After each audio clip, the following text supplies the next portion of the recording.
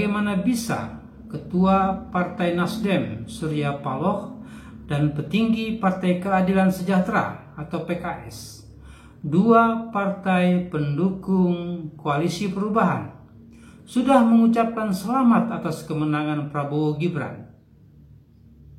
Tapi kemudian kubu Amin mengajukan gugatan ke MK. Pertanyaan publik jelas, kalau sudah mengucapkan selamat, terus kenapa lagi minta pembatalan, diskualifikasi, dan pemungutan suara ulang?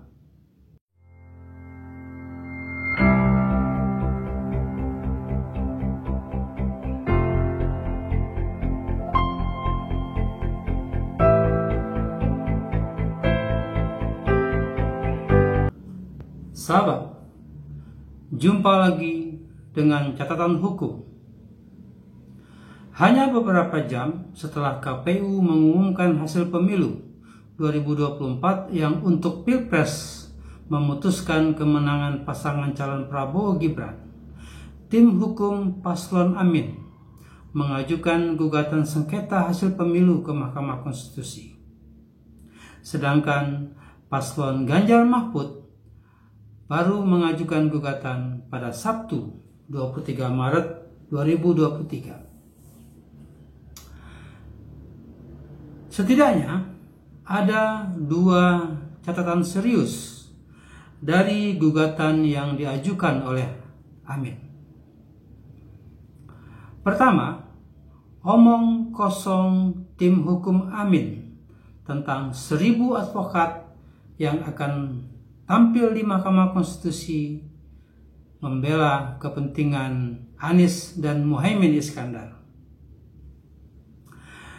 Kemudian yang kedua, tingkat keseriusan gugatan di tengah sikap dua parpol yang belum apa-apa sudah mengucapkan selamat kepada pasangan Prabowo Gibran.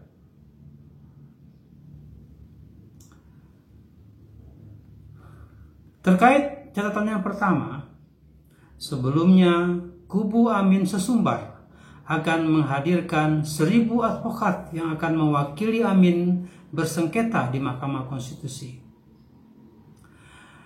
Faktanya, dari dokumen gugatan yang terdaftar di MK, ternyata jumlah kuasa hukum Amin tak lebih dari 48 orang.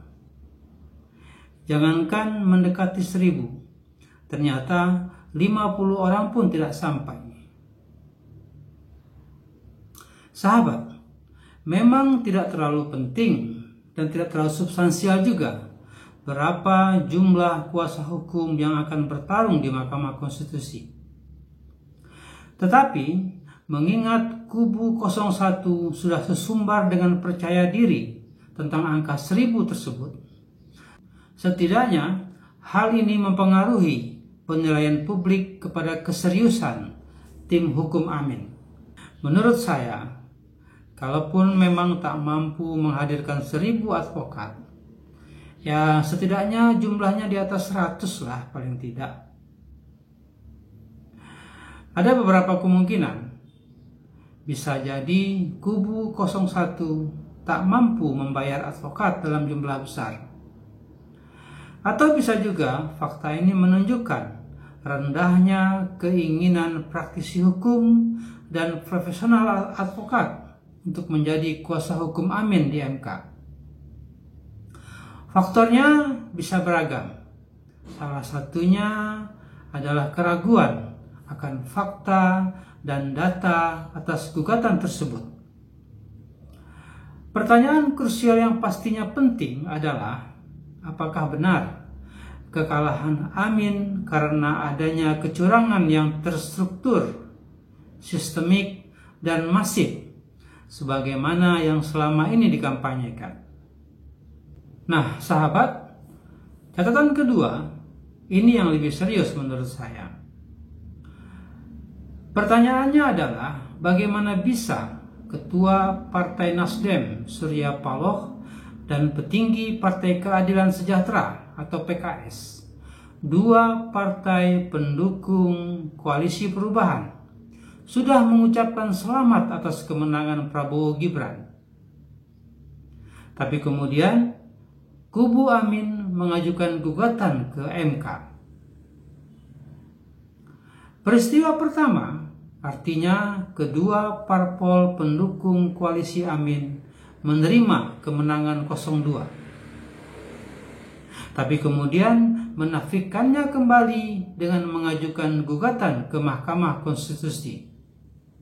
Tuntutan utama gugatan tersebut adalah agar MK menyatakan batal keputusan KPU tentang penetapan hasil pemilu dan mendiskualifikasi Prabowo dan garis miring atau Gibran sebagai paslon presiden dan wakil presiden, dan meminta diadakannya pemungutan suara ulang. Pertanyaan publik jelas, kalau sudah mengucapkan selamat, terus kenapa lagi minta pembatalan, diskualifikasi, dan pemungutan suara ulang? Pastinya beralasan sekali kalau kemudian Refli Harun, pendukung keras Amin, meratapi sikap Partai Nasdem atau mungkin memaki-maki sebagaimana dia pernah memaki-maki Muhammad Qodari dalam sebuah sesi diskusi. Kalau sebelumnya yang dimaki adalah dianggap lawan politik Amin, maka sekarang yang dimaki justru penyokong utama paslon Amin.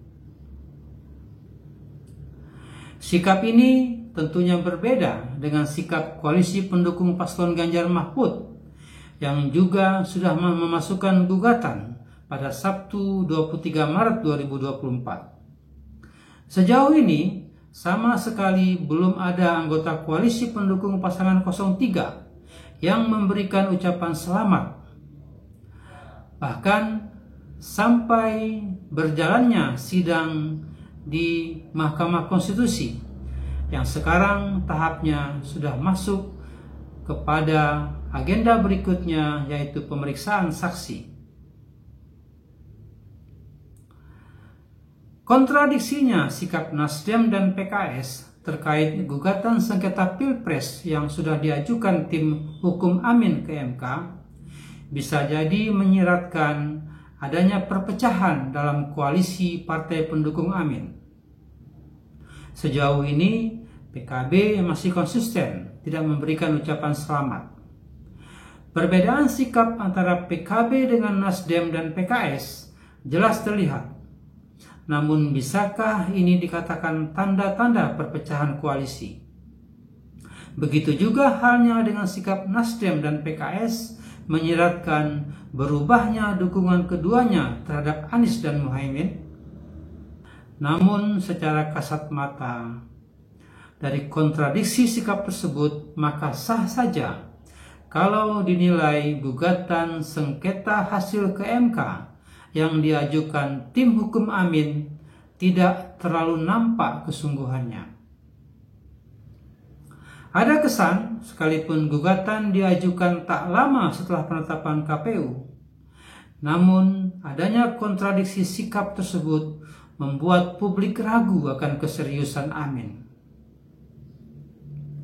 Apalagi secara substansial, kalau dilihat materi gugatan yang diajukan tak lebih merupakan copy-paste dari berbagai isu terkait penyelenggaraan pemilu yang sudah berkembang sebelumnya, tanpa ada elaborasi yang lebih mendalam. Ditambah lagi dengan aspek formal yang diabaikan dalam gugatan. Undang-Undang Nomor 7 Tahun 2017 tentang pemilu, sebagaimana diatur dalam pasal 475 ayat 2, jelas-jelas menyebut bahwa kewenangan MK terbatas hanya terhadap hasil penghitungan suara yang mempengaruhi penentuan sikap, yang mempengaruhi penentuan terpilihnya pasangan calon atau penentuan untuk dipilih kembali pada pemilu presiden dan wakil presiden. Kewenangan ini kemudian diatur secara detail dalam Peraturan Mahkamah Konstitusi Nomor 4 Tahun 2023 tentang tata cara beracara dalam perkara perselisihan hasil pemilihan umum Presiden dan Wakil Presiden. PMK antara lain mewajibkan secara formal pihak pemohon harus menyebutkan secara tegas berapa perolehan suara menurut versi pemohon yang seharusnya didapat oleh pemohon. Pemahaman saya, kalaupun memang yang disoal adalah pelanggaran yang sifatnya TSM tadi, tentunya pemohon harus menguraikan dari seluruh pelanggaran yang disebut seberapa jauh potensi hilangnya perolehan suara pemohon. Artinya, berapa jumlah perolehan suara yang seharusnya didapat pemohon apabila tidak ada pelanggaran TSM tersebut.